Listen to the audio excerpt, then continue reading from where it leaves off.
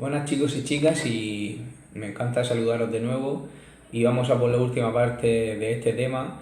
En este caso vamos a tratar la cultura del siglo XIX y en primer lugar vamos a ver los nuevos estilos arquitectónicos que aparecieron un poco en esta época.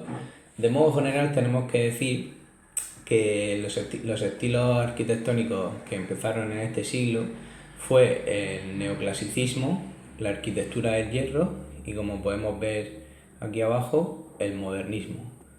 Pues bien, en el neoclasicismo tenemos que decir que se construyeron edificios de estilo neoclásico. ¿Eso qué quiere decir? Edificios que se parecían a las construcciones griegas y romanas. Las construcciones griegas y romanas son de estilo clásico, y como se volvió un poco a construir como lo hicieron los griegos y los romanos de la antigüedad, por eso se le llamó el neoclasicismo, que es como sería el nuevo clasicismo. Luego tenemos la arquitectura del hierro.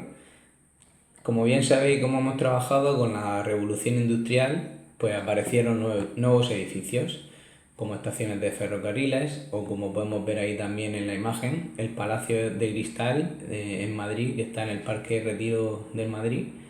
Y, y como también se empezó a construir con nuevos materiales como el hierro, pues esto que provocó o a qué favoreció a que se pudieran hacer nuevos edificios y nuevas construcciones utilizando este material. Luego, por otro lado, tenemos el modernismo, que al final de este siglo surgió un nuevo estilo conocido como el modernismo. Y tenemos que tener en cuenta, como podemos ver ahí en la Casa Milá en Barcelona, que fue creado por Antonio Gaudí, que fue uno de los principales arquitectos modernistas. Bueno, como iba diciendo, normalmente los edificios modernistas, como se puede ver en la imagen, tenían una línea ondulada que imitaban un poco las formas de la naturaleza. Si ahí podéis ver en la imagen, como hemos comentado anteriormente, Casa Milá en Barcelona, pues utiliza estas formas onduladas. Como hemos dicho también, Antonio Gaudí fue uno de los sería arquitectos más importantes en esta época.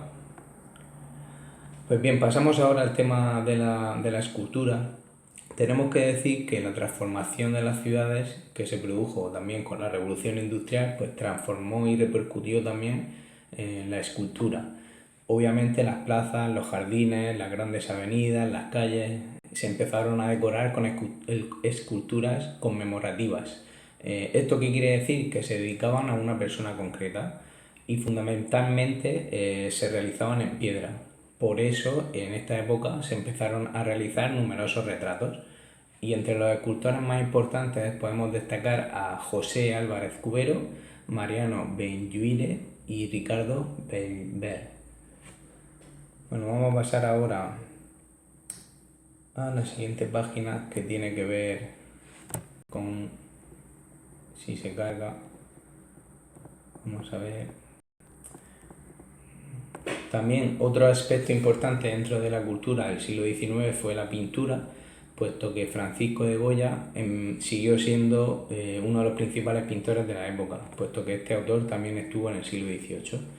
A este autor también se unieron otros, como fue Francisco Pradilla, que fundamentalmente se especializó en la pintura de la historia y normalmente lo que hacía era plasmar escenas relacionadas con nuestro pasado.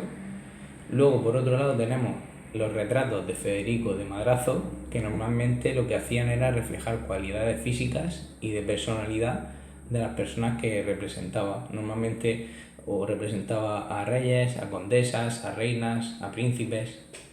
Por otro lado tenemos a Joaquín Sorolla, que es muy importante en la obra de este autor, la luz y el color, por eso también se le considera un pintor luminista. Y ahí vemos uno de sus cuadros, que es Cosiendo la vela. Y ya tenemos para acabar la literatura, porque en este siglo XIX surgieron varios movimientos literarios. En primer lugar, se desarrolló el romanticismo, que este corriente un poco literaria tenía gran importancia o destacaba la expresión de las emociones. y aquí fundamentalmente sobresalieron dos autores que son Rosalía de Castro desde Galicia y Gustavo Adolfo Bécquer. En segundo lugar tuvimos otra corriente literaria que fue el realismo, que retrataba la realidad tal y como era, o sea, era como si fuera una noticia, pero dando un poco su punto de vista. O sea, a partir del realismo lo que hacemos es conocer más la sociedad de la época. Aquí destacaron autores como Emilia Pardo Bazán y Benito Pérez Galdós.